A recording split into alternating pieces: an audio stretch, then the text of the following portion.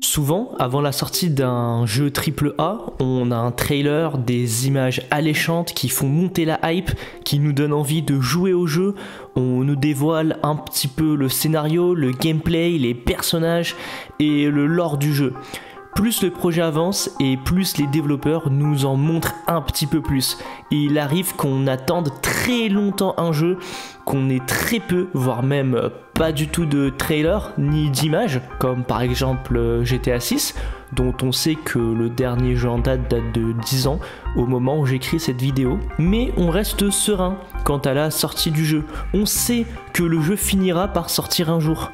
Mais laissez-moi vous présenter un jeu qui avait une hype folle au moment de sa révélation, et même toujours 17 ans après. Un jeu qui a eu des trailers extraordinaires, un scénario époustouflant et des graphismes à en couper le souffle. Un jeu qui se devait d'être révolutionnaire, mais dont on sait qu'il ne sortira jamais. Et malgré ça, énormément de gens, dont moi, rêveraient quand même qu'il sorte un jour.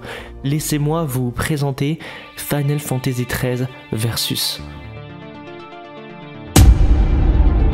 Final Fantasy XIII Versus devait être réalisé par Tetsuya Nomura et sortir sur PlayStation 3 dans le cadre de la série Fabula Nuva Crystallis, où 3 jeux Final Fantasy allaient former une nouvelle sous-série avec un mythe partagé.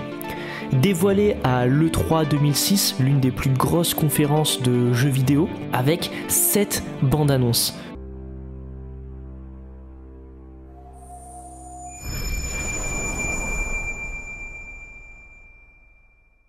Le jeu allait être développé par l'équipe responsable de la série Kingdom Hearts. Tetsuya Nomura serait le réalisateur et le créateur de personnages. Et ce gars-là, Tetsuya Nomura, c'est pas n'importe qui, c'est le boss en termes de RPG. Voici la liste non exhaustive des jeux sur lesquels il a travaillé, de proche ou de loin. Bon, on est d'accord que des bangers. Quant aux cinématiques, ce serait l'équipe qui se sont occupés de Final Fantasy VII Advent Children, un film qui a fait un énorme succès et qui serait aux commandes de toutes les cinématiques du jeu. En plus, en regardant le trailer, une aura assez particulière nous traverse.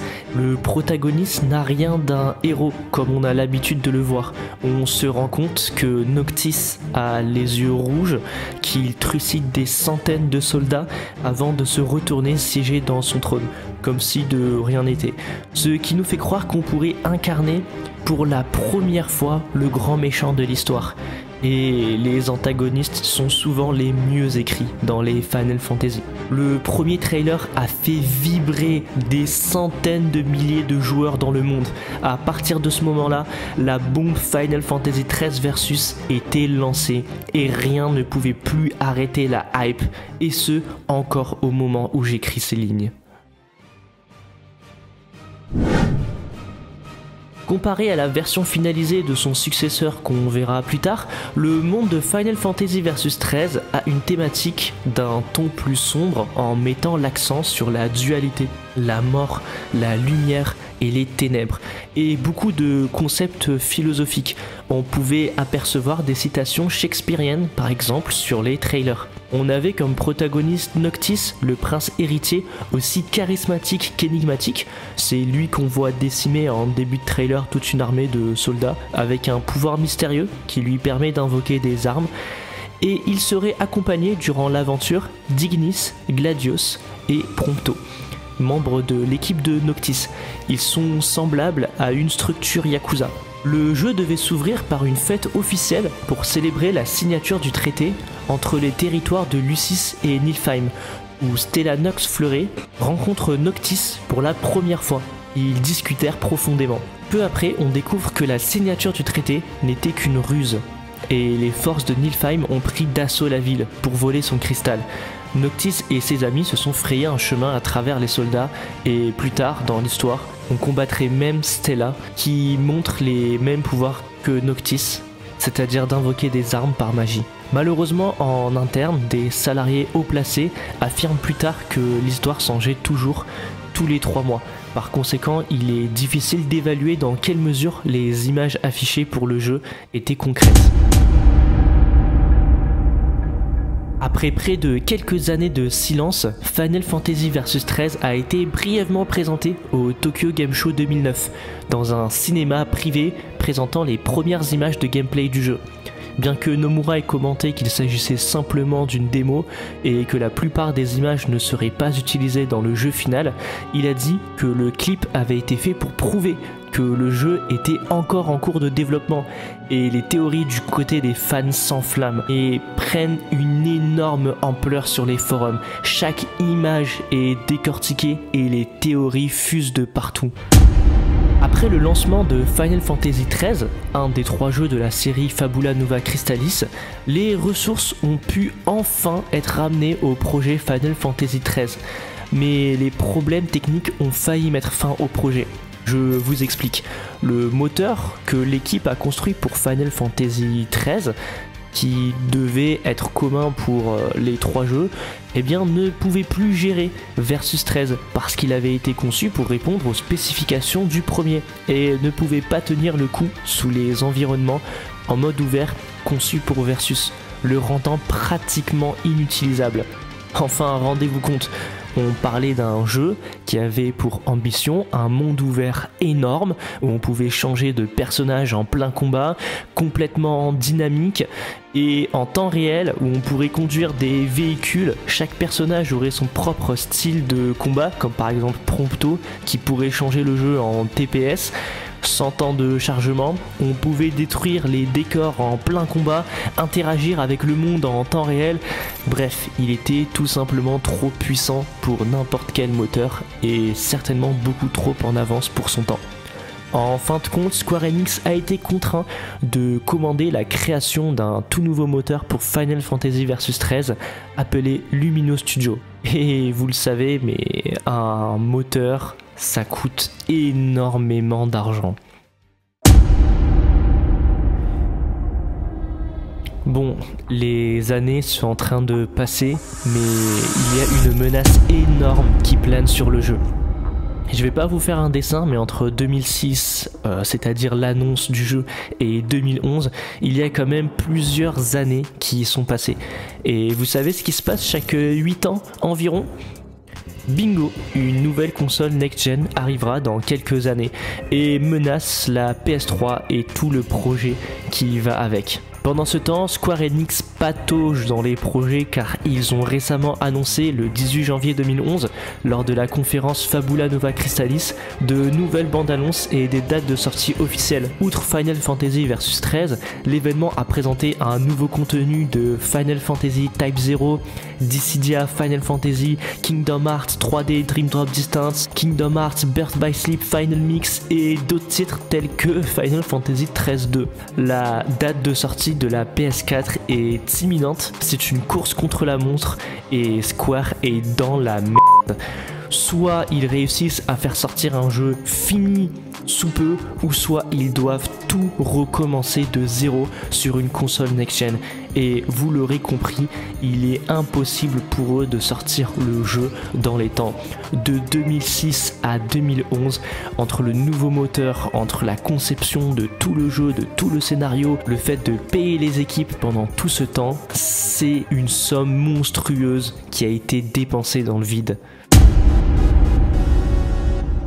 En été 2011, Square Enix a eu son premier regard sur la PlayStation 4 et la Xbox One, ce qui a menacé de rendre Final Fantasy Versus 13, qui était exclusif à la PS3 à la base, non pertinent, avant même qu'il ne soit terminé. S'en tenir aux origines du jeu n'était plus une option et le projet devait changer. En juillet 2011, dans une interview avec Tetsuya Nomura, il aurait révélé que Final Fantasy Versus 13 n'était même pas encore rentré en pleine production. Juste avant d'aller plus loin, je me suis pas présenté, moi c'est Rikusama. Si tu me découvres dans cette vidéo, n'hésite pas à liker et t'abonner et me laisser un petit commentaire, c'est gratuit et ça me soutiendrait énormément dans mon travail. Bon voilà, je vous laisse continuer la vidéo. Nomura a déclaré que la prochaine fois que le jeu serait montré, il y aurait une démonstration utilisant des images en temps réel et que le travail sur Final Fantasy Versus 13 avait cette fois-ci la priorité sur tout. Du côté des fans, le temps passe et les rumeurs comme quoi le projet serait annulé et qu'il ne sortirait jamais commencent à faire surface. Énormément de doutes planent sur la communauté et beaucoup gardent espoir que le jeu finirait quand même par sortir. On est en fin 2012, cela fait bientôt 7 ans que le jeu a été annoncé, mais toujours rien de concret. La PS3 a laissé sa place à la PS4, les théories fusent sur internet et toute la communauté s'enflamme d'impatience d'un nouveau trailer du jeu. Et ce que ça donnerait sur PS4. Une console enfin assez puissante pour contenir le projet monstrueux et abyssal que devait être Final Fantasy Versus 13. On est en 2013 et cette année il y a l'E3, la plus grande conférence de jeux vidéo du monde, où il y a les plus grandes annonces tant attendues en termes de jeux vidéo.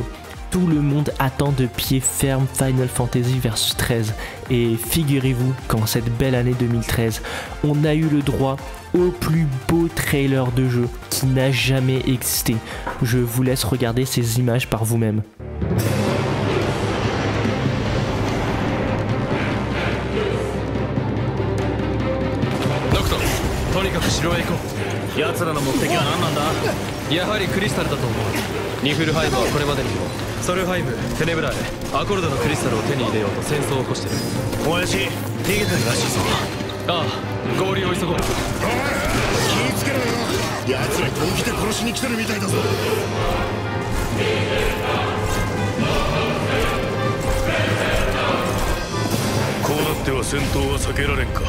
もともと避ける気なんてなかったけどな。ノクト、どこまで行け。ノクト、暴れると敵を引きつけてしまうぞ。大丈夫だ、強いからな。目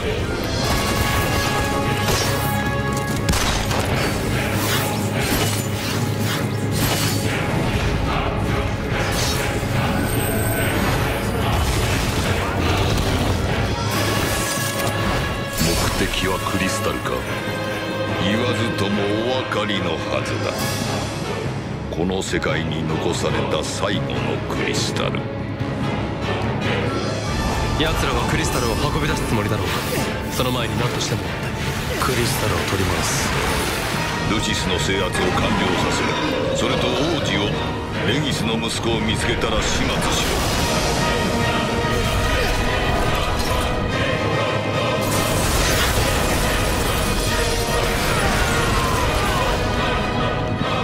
知りたいのか。まあ重いぞ。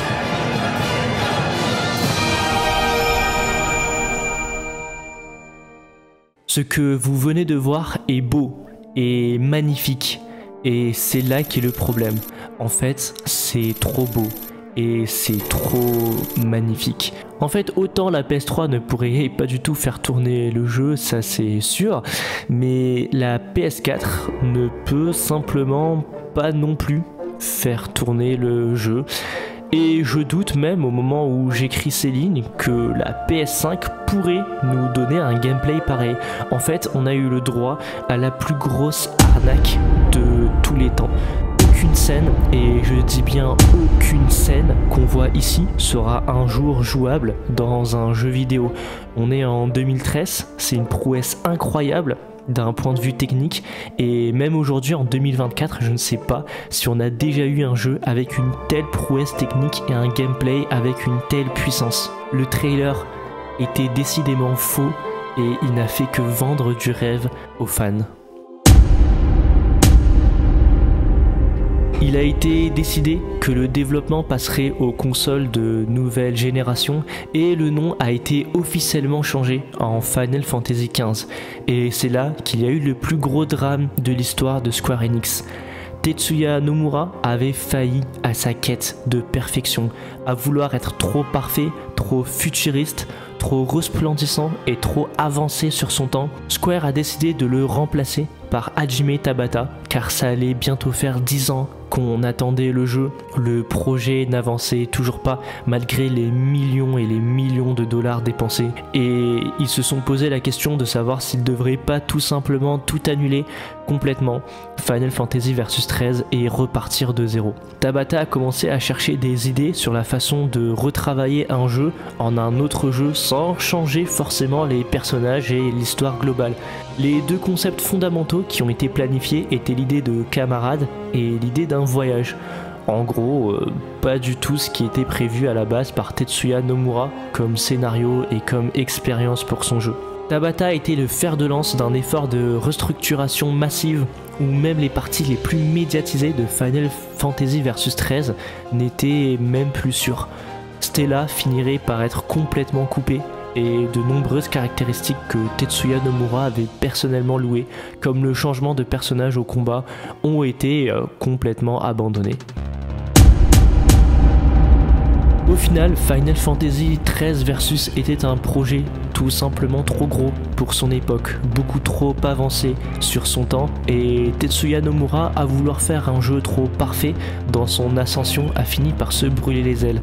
Final Fantasy XV est finalement sorti en 2016 et il n'avait rien à voir avec le projet initial et ce qui était prévu de base.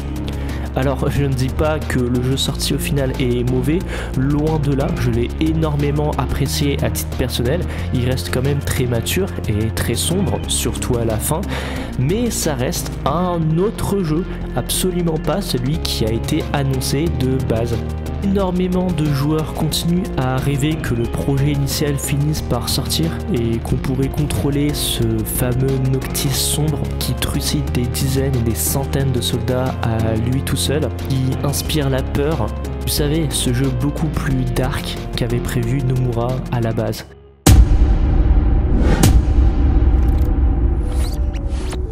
En 2020 sort le DLC de Kingdom Hearts 3 intitulé Remind. Bon, vous allez me dire, ok, et quel est le rapport avec Final Fantasy XIII Versus? Attendez, j'y viens. À la fin du DLC de Kingdom Hearts, on se retrouve en face de quelqu'un.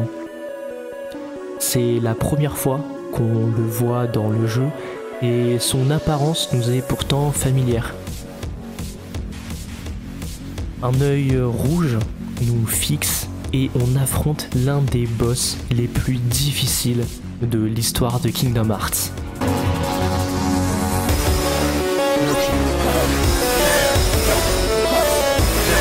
You're done. Got this.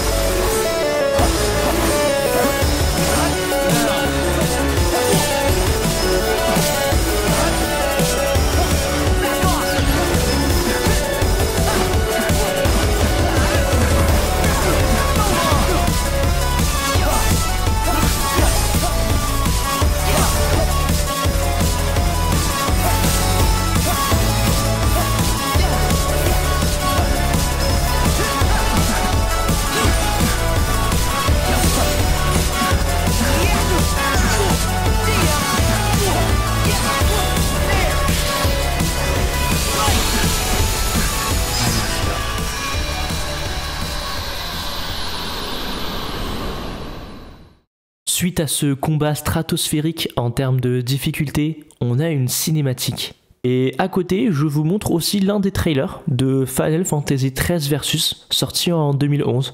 Je vous laisse regarder par vous-même et en tirer vos propres conclusions en commentaire.